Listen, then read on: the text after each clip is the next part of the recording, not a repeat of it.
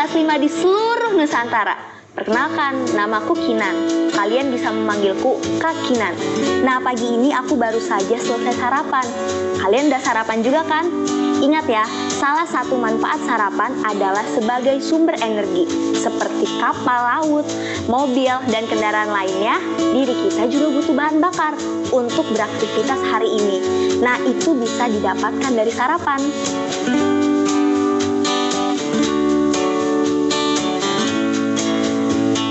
Lihat, Andi sedang menarik sebuah gerobak di jalanan berkerikil dan berbatu. Pernahkah kalian menarik benda di atas jalan berbatu juga? Bagaimana pengalamanmu? Tuliskan ceritamu pada buku latihan ya.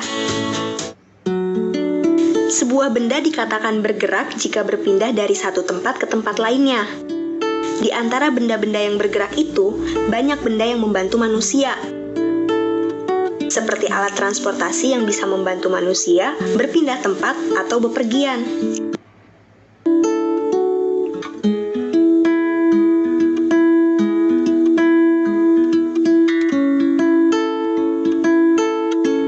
Ada beberapa faktor yang mempengaruhi gerak suatu benda. Yang pertama adalah faktor besar kecilnya gaya yang diberikan. Benda bergerak saat menerima gaya dorong atau gaya tarik. Semakin besar gaya dorong atau gaya tariknya, semakin cepat pula gerak benda.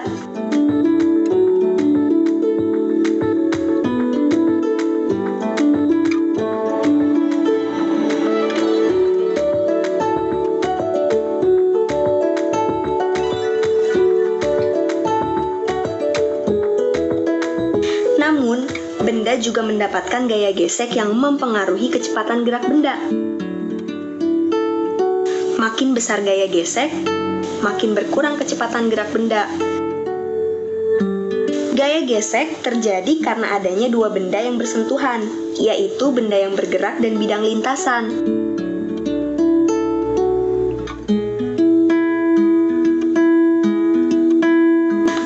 Gaya gesek lebih besar daripada gaya dorong atau gaya tarik, benda akan diam atau berhenti.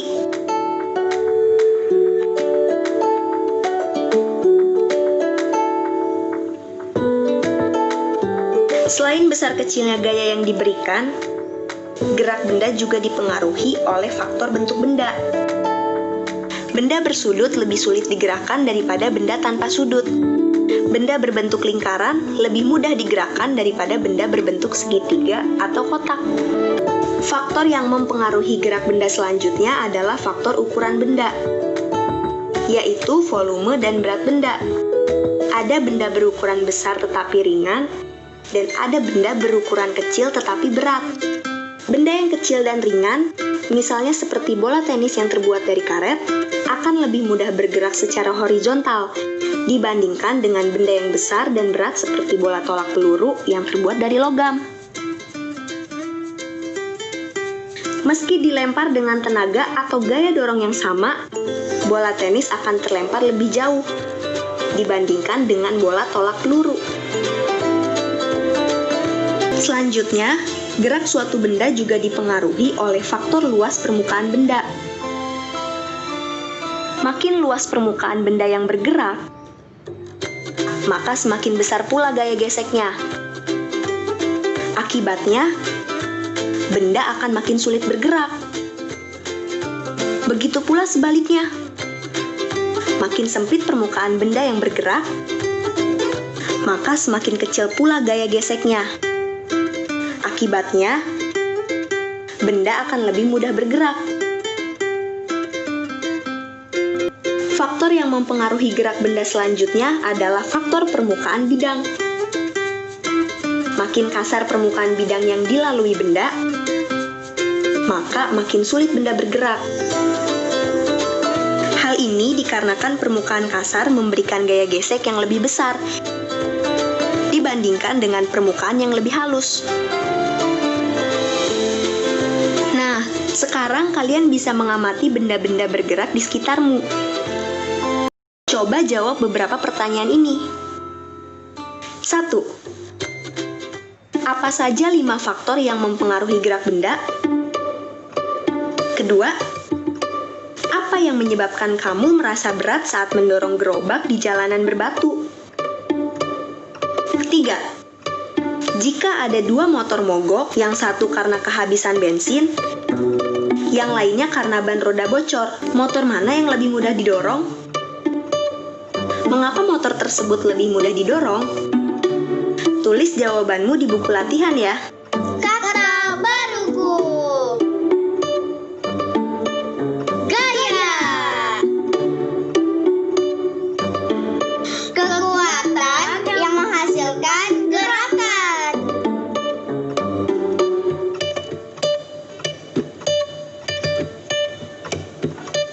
Transportasi. Pengangkutan barang atau orang oleh berbagai jenis kendaraan.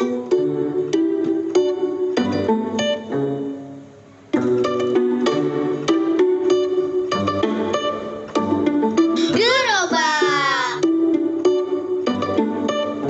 Alat yang berupa kotak besar beroda 2, 3, atau 4 untuk mengangkut sesuatu yang ditarik atau didorong oleh manusia.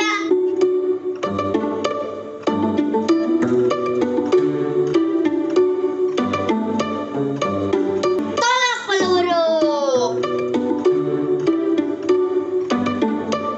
Cabang olahraga lempar yang dilakukan dengan cara menolak atau mendorong bola dari logam sejauh mungkin.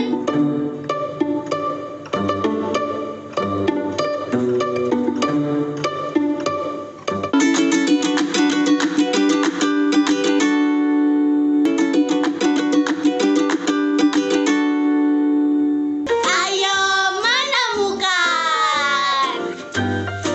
Halo adik-adik. Perhatikan kubus yang dipegang oleh Andi. Pada setiap sisi kubus terdapat sebuah angka. Nah, sekarang terlihat ada angka 1, 2, dan 3. Coba temukan kemungkinan angka-angka yang tidak terlihat pada kubus tersebut. Agar setiap sisi yang berlawanan, jika dijumlahkan memberikan hasil yang sama.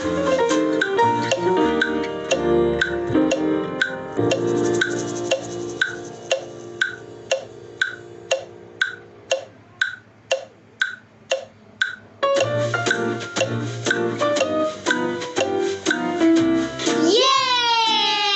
Yeay!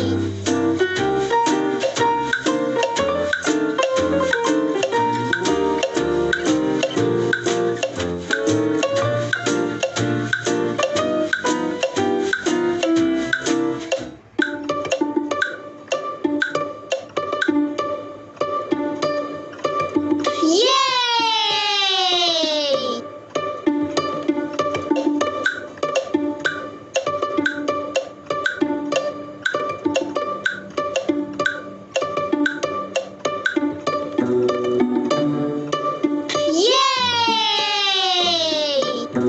Yeay, hebat! Andi berhasil menemukan angka-angka yang tidak terlihat. Bagaimana dengan kamu? Angka berapa saja yang kamu temukan? Ayah, lihat ya, alat transportasi laut yang memiliki banyak bentuk yang beraneka ragam. Ada kapal feri, kapal layar, kapal nelayan, dan kapal peti kemas. Kamu tahu nggak? Selain kapal-kapal itu dipakai untuk mengangkut orang sebagai alat transportasi, kapal-kapal itu juga bisa dipergunakan untuk mengangkut barang dari satu pulau ke pulau lainnya. Coba kamu perhatikan, apa yang dibawa oleh kapal itu? Itu kapal peti kemas kan ya? Benar, Andi. Coba kamu perhatikan lagi. Bentuknya seperti bangun ruang apa, ayo? Aku tahu. Bentuknya seperti balok. Karena bidang sisinya berhadapan memiliki segi 4 yang berukuran sama. Dan memiliki bidang sisi yang berbentuk persegi panjang. Hebat, Andi. Kamu tahu nggak, kenapa bentuknya harus kotak? Kenapa tidak bulat seperti bola?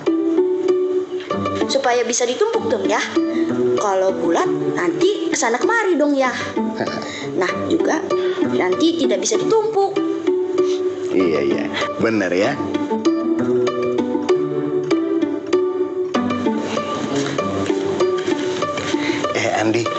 kue yang kamu bawa itu bentuknya sama ya dengan peti kemas tadi?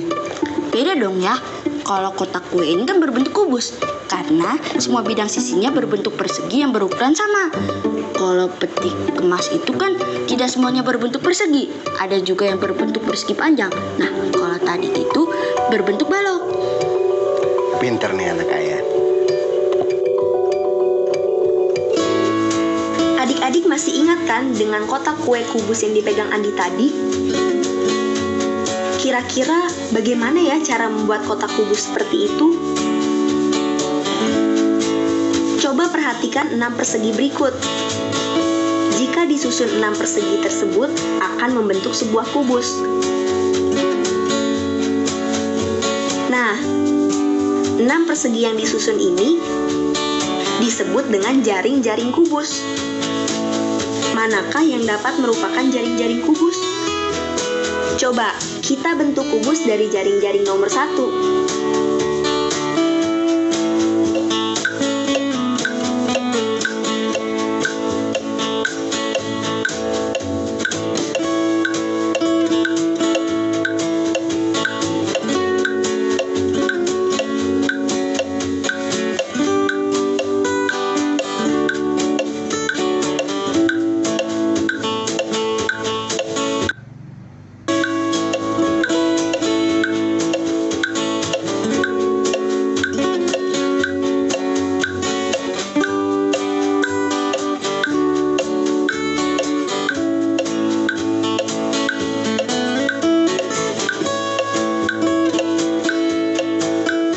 Ternyata tidak bisa. Dua sisinya tidak tertutup. Kita coba nomor 2.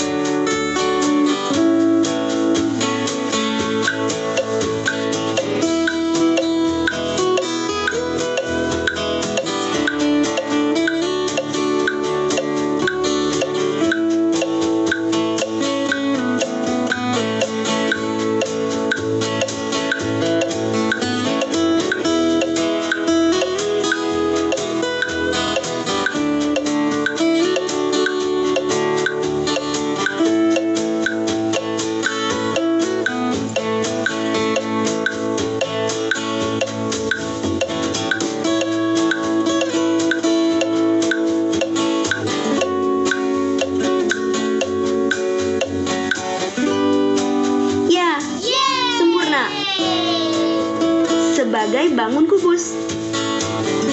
Buktikan pada nomor 3.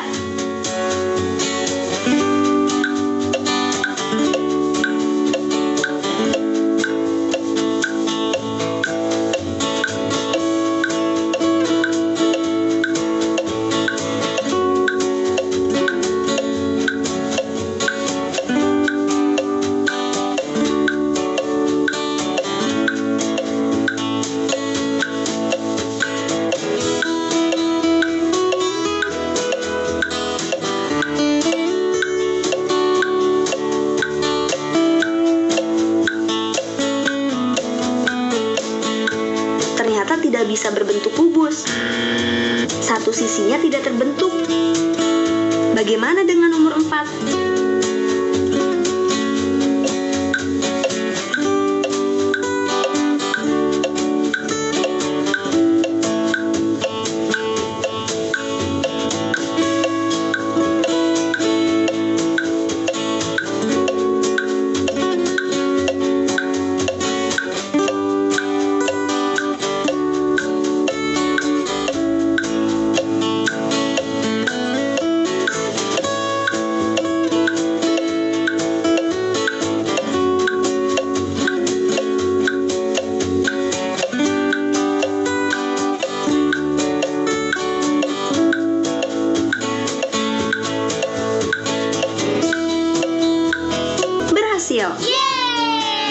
Jaring-jaring ini membentuk kubus sempurna.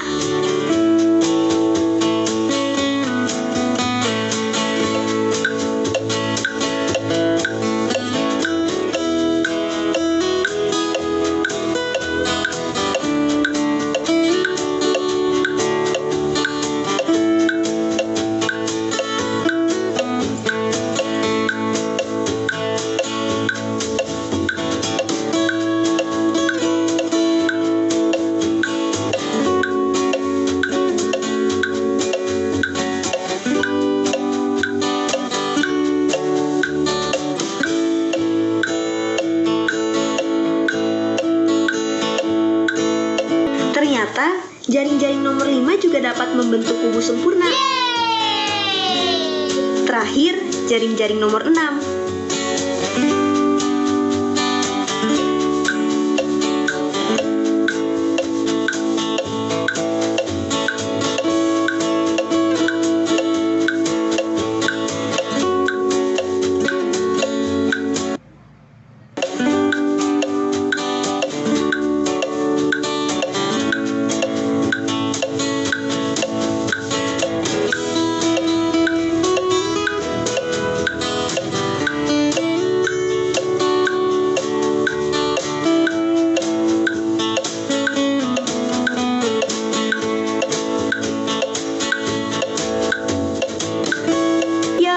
Ternyata tidak terbentuk kubus sempurna. Salah satu sisinya bolong. Hebat sekali, kalian sudah berhasil menemukan jaring-jaring kubus.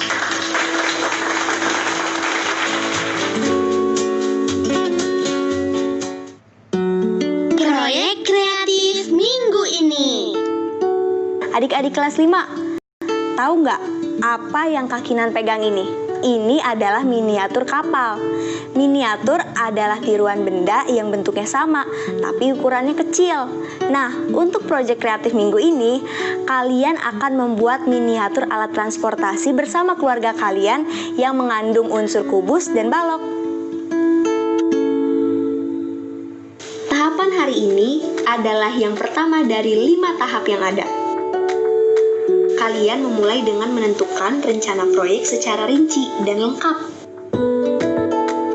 Mulailah dengan menuliskan jenis miniatur alat transportasi, nama dan bentuk kendaraan, serta alat dan bahan yang kira-kira diperlukan. Selamat berkreasi! Refleksi.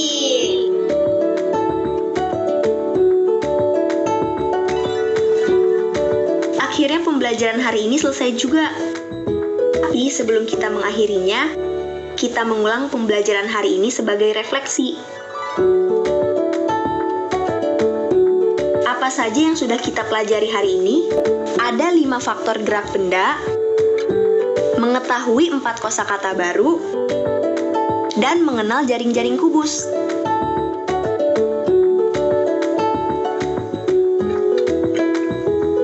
Wah, nggak terasa ya, pembelajaran hari ini harus berakhir. Tapi jangan sedih, tetap semangat, sehat, dan bahagia. Besok kita akan jumpa kembali. Jangan lupa untuk mereview pembelajaran hari ini bersama orang tua kalian di rumah ya. Sampai jumpa besok, dadah!